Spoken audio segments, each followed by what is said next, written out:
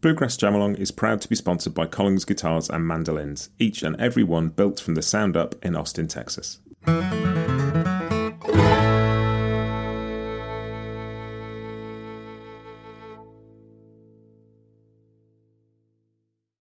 this is Matt, and you're listening to Bluegrass Jam Along, the podcast for anyone and everyone who loves bluegrass.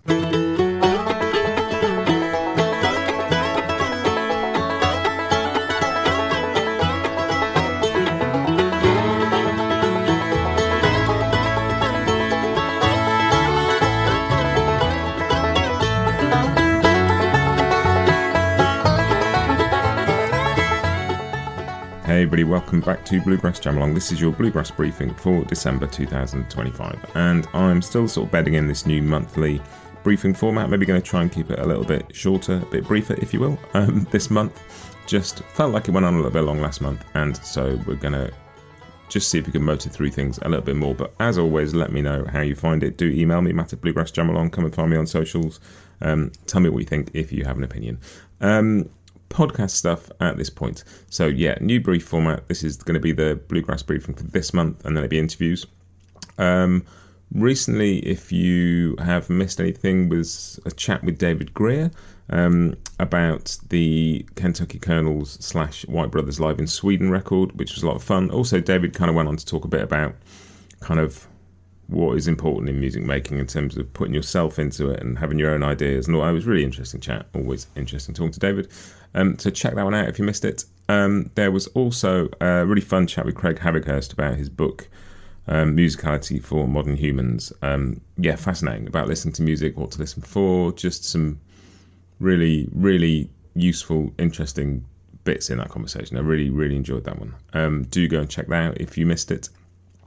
Coming up on the podcast, next episode, which is recorded and nearly all edited now and will be coming out next week, is Trey Hensley, and it's one of the episodes where we sort of celebrate a classic record, and we'll be talking about Flatt and Scruggs live at Carnegie Hall. And the cool thing about that is it's going to come out on December the 8th, which is the date in 1962 that was recorded. So there's a lovely synchronicity there, and there's another important December the 8th in the Flatt and Scruggs timeline, and check out the episode next week and I'll tell you what that was as well. You know me, I love a date, I love a connection and an anniversary and all those kinds of things. So yes, that was a really, really fun chat as well. Love talking to Trey. So check in next week for that one. But let's crack on and do the Bluegrass Briefing stuff. First up is news and announcements, the bit we call Church Street News.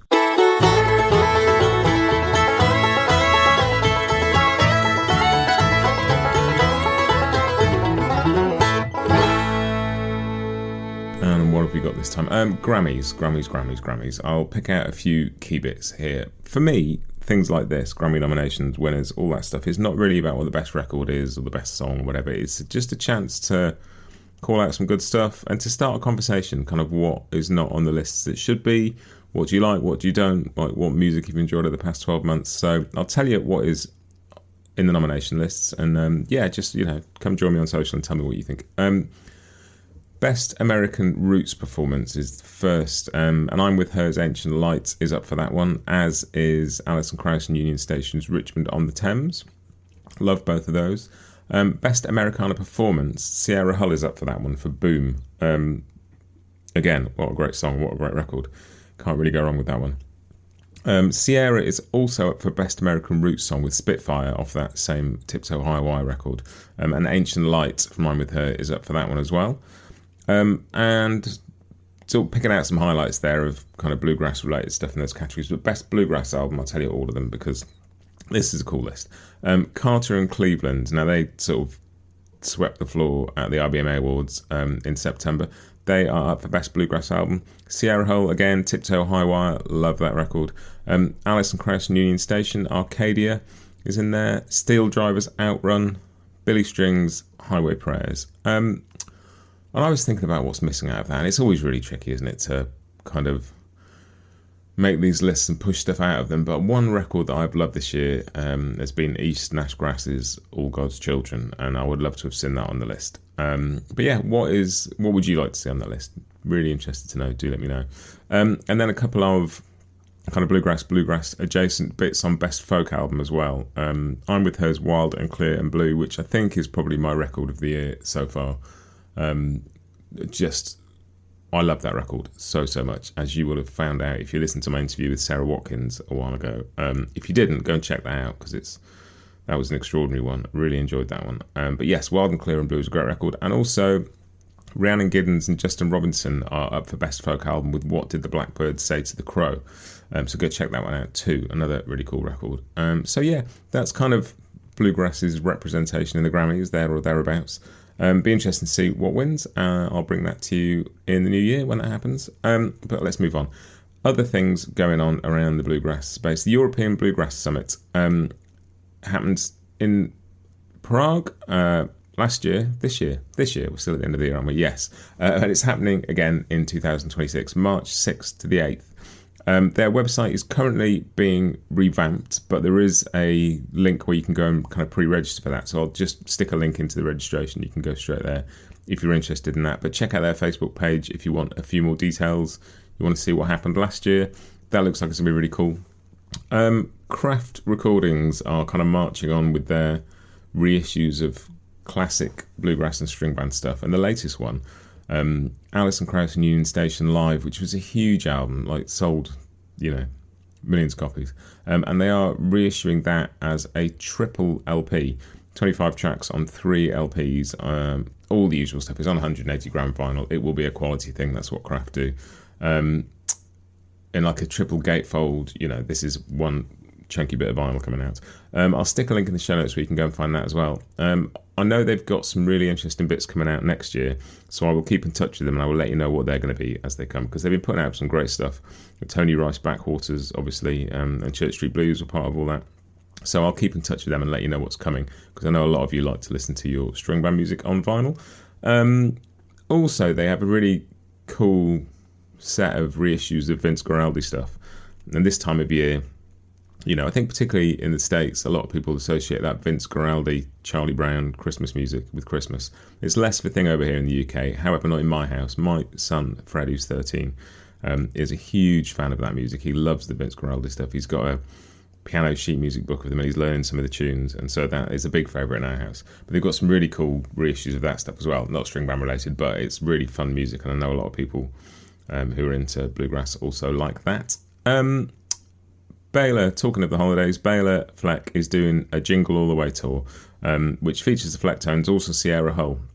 I will stick the link in the show notes. They've also reissued Jingle All the Way, his sort of classic holiday record on vinyl as well. I'll stick a link in the show notes. They look like really fun shows.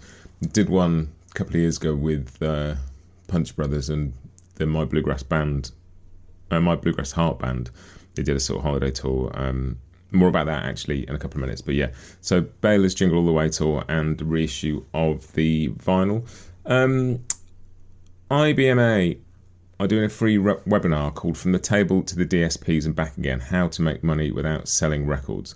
I think it is coming up pretty soon, like in the next day or two. I'll stick a link in the show notes, but I think that could be a really interesting one. Interesting resource, particularly for indie musicians, and just kind of get some sense of how to navigate the modern landscape. The world has changed in so many ways around how musicians make money, and people are constantly trying to work out how to do that. So I think that might be a really useful resource for people. So I'll stick a link in the show notes. Go and have a look at that. So just a quick recap of that. We chatted through the Grammy nominations. There's the European Bluegrass Summit in March in Prague. Alison Krauss live vinyl reissue. Béla's Jingle All the Way tour and a vinyl reissue as well, and the IBMA's free webinar about how to make money without selling recordings. That is it for Church Street News. Let us chat about some new music in the section we call The Grass is New.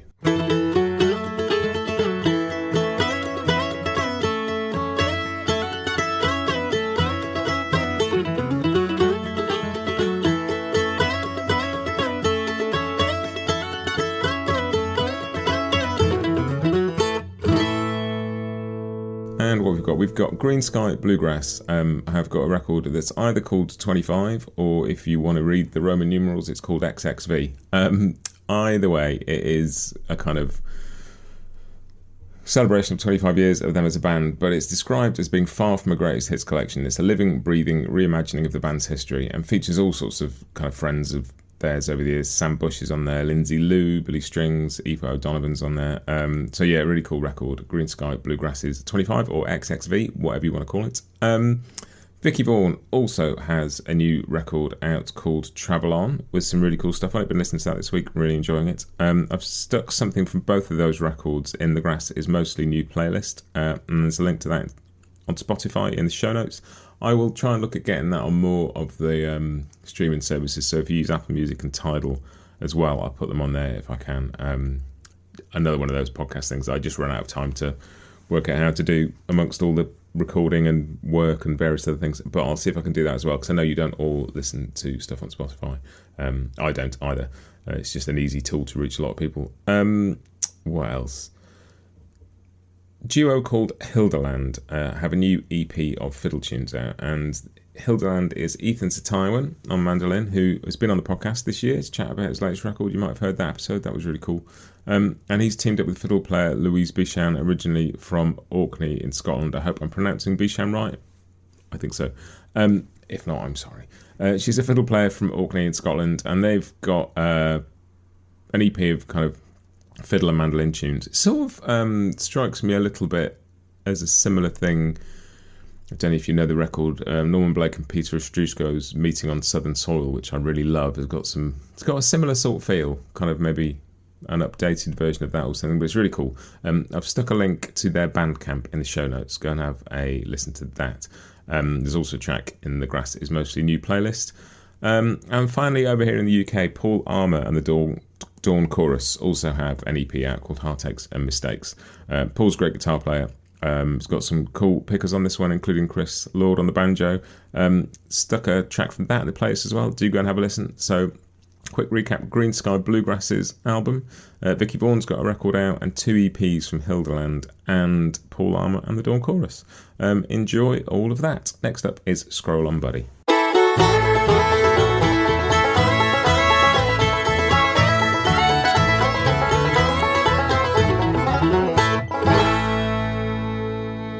And Scroll On Buddy is just where I spotted something online and thought you might enjoy it. And it's kind of linked back to that Béla Jingle All The Way tour I talked about earlier. A few years ago, Béla did a similar tour with Punch Brothers and with his My Bluegrass Heart Band. And there's a cracking video of like a festive medley they did that I watched at the time and just, reminded me to go and watch that again. And I'll stick a link in the show notes. Go and watch it if you've got 10 minutes to brighten up your day, if you want to feel festive, if you just want to hear some good music with a smile on your face. It's a joy. So yeah, go and have a look at that. It's a holiday medley, I think it's called. It's on YouTube, but I'll put a link in the show notes. Do go and watch that. And the final thing is just to kind of tell you what's been in my ears this week, which has been the new Chris Thile, Bach Sonatas and Partitas Volume 2 record, which is an extraordinary thing. Probably like most of us, I thought, well, if this will be Volume 2, it'll just be him doing the rest of the stuff he didn't put on Volume 1, which it is, but it is also like a unique record. Some of this stuff is recorded in a studio, some is recorded in a park in New York, some of it is recorded on a farm in, I think, in Kentucky or Tennessee. Some of it is recorded in a concert hall, and takes swap between those, and you get this ambient noise coming in and out and background stuff, and like it feels like the point is to put this music out in the real world rather than sort of, on a concert stage or a pedestal or whatever, to make it living, breathing stuff. And I'm not sure what Chris's thoughts were. I'd love to chat to him and find out. But it's just a really cool record. Like the playing, regardless of where it's recorded, the playing is superb. Like Chris, as he describes it, takes some liberties a little bit. It's not like a straight classical recording. There's bits where he's tapping on the mandolin, kind of chopping a little bit, but adding a slight groove to it. He's made it his, but remaining very true to the nature of it. It's just an interesting record. It's a proper journey. As I say, I'd love to talk to him about it. I've reached out to his management, his record label, to see if there's a chance of doing that. I suspect not, but I would really love to. But it's just a really cool record. You may think that sort of classical music on the mandolin is not for you, and that may well be true, but I would give it a listen if I was you. Even if you've just got 10-15 minutes, put the first few tracks on and sit with it and just see what it does for you. Yeah, really cool record. Really cool. It totally surprised me. Very much loving that. But that is it for this week. There will be the interview with Trey Hensley about Flat and Scruggs live at Carnegie Hall. That is coming your way next week. Do check back in for that. Got another thing that's already recorded, and I'm not quite sure if I'm going to put it out in December or put it out in the new year, because there's potential to add another little bit of interview to that, and so we'll see where we go with that. And I'll keep you updated beyond that. As always, bluegrassjamalong.com for chord sheets, for full list of episodes, for, we're almost at 500 now, so there's a lot. Do go and check them out and see what you've missed. Get in touch via the socials. There are links in the show notes. If you want to support the podcast, you can subscribe on Apple Podcasts for 99 cents a month. Or there's a link in the show notes where you can go and do that too. But what I want more than anything is, if you like this podcast, just share it. Tell a mate, whatever, all that stuff. That is it for this week. I'll see you next time. Have a great week and happy picking.